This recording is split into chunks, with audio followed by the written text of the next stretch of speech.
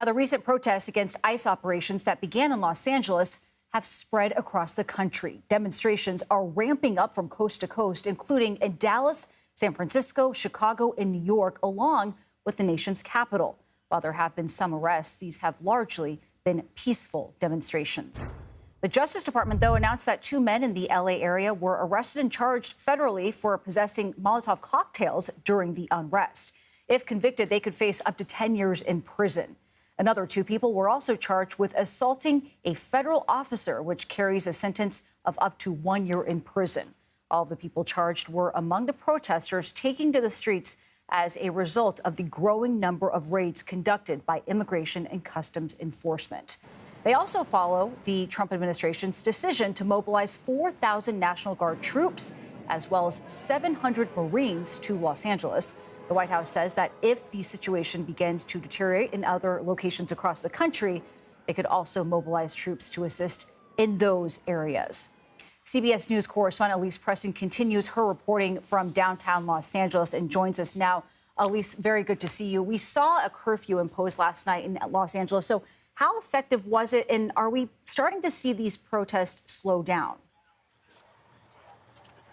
Well, Nancy, as soon as that curfew took effect at 8 last night, Los Angeles police officers moved in. And so the people who did not disperse were arrested pretty much immediately. There were hundreds of people in the streets at the time, and officers on foot, in patrol cars, and on horseback started to move in to downtown L.A. Now, this curfew is encompassing a 1-mile radius around these government buildings down here, like the federal building behind me, which has been a tension point all week long for protests. You can see that National Guardsmen are standing out front at attention. Now, some protesters have started to come out today within the last hour.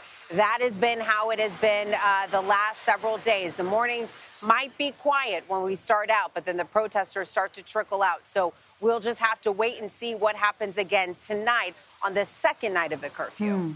And Elise, you talked there about the National Guard and the Marines. Obviously, that has gotten quite a bit of attention. What role have they had in the situation there so far today, and where does it go from here?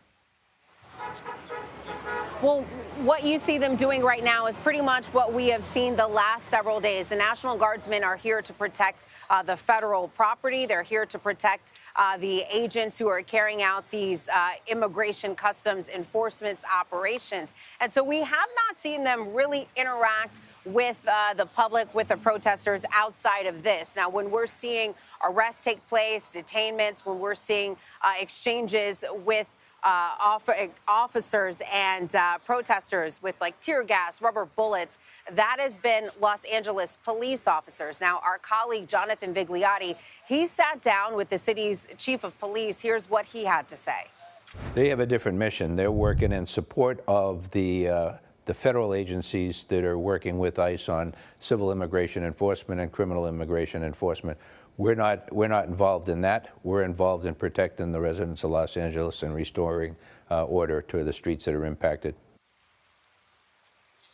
And part of those operations that the National Guardsmen are taking place, what we can see from downtown Los Angeles, we will see like the ICE vehicles come in and out of this property. So they will escort those vehicles in and out of this complex, Nancy. Elise Preston, thank you very much.